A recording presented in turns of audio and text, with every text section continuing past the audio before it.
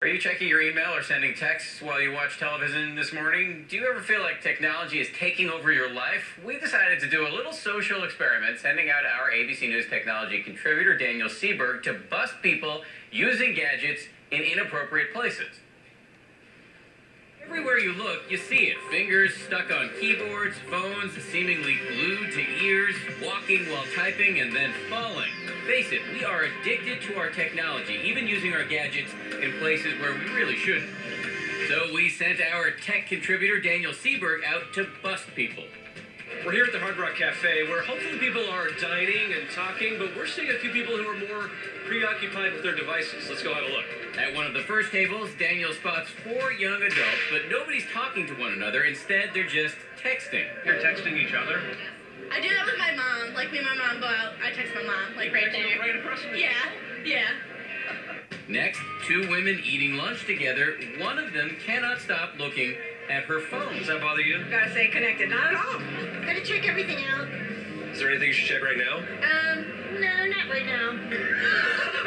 But it's not just dining and texting, it's walking too. This Windows Mobile commercial shows the dangers of a virtual minefield of distracted walkers. We're here in Times Square, where it's easy to bump into people as you're walking around, but it's also full of a lot of people just sitting and typing. Let's go talk to them.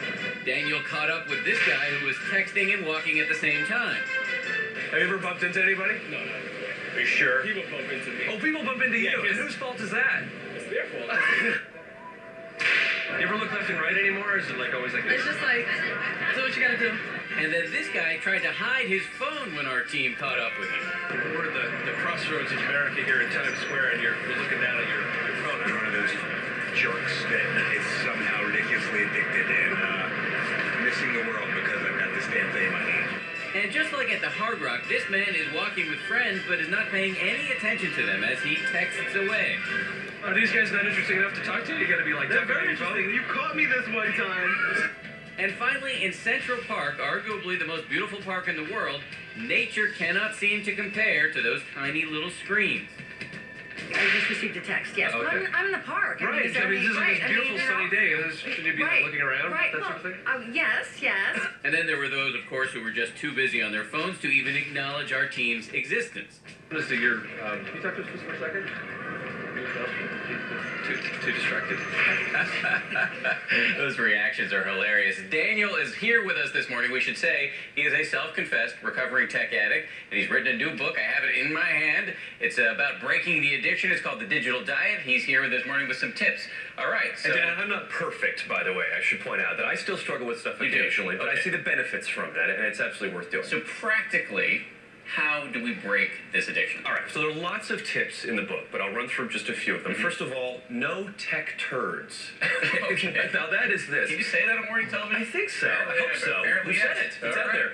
That's what, if you're at a restaurant with somebody and you throw your device out on the table like that, Yeah. that's a tech turd for me. You know, it's just, you're looking at that blinking light. Anything you say, I'm going to look here if it's not interesting enough, you know, which is a problem, I think, socially. Yeah, I do that, but it's rude. It is rude. The next one is structure your e-day. So when you get online first thing in the morning and when you go offline, and try to structure that. You know, think of the time you're going to start checking and being online, and then think about when you can actually put your devices away at the end of the day.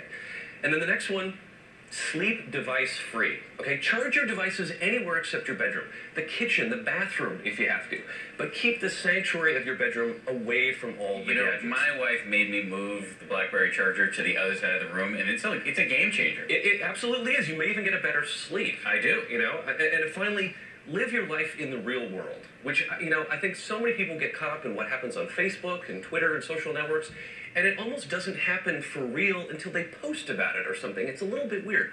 Now, the book covers all sorts of things, but those are just a few to help people out. This is fascinating stuff and really important in a lot of people's lives. Daniel, we really appreciate it. I know the book covers lots of other stuff, including the myth of multitasking, which Yes. we may have you back to discuss at I would some love point. to, absolutely. All right, we appreciate it. Thanks, Thank you very much. The book is called The Digital Diet.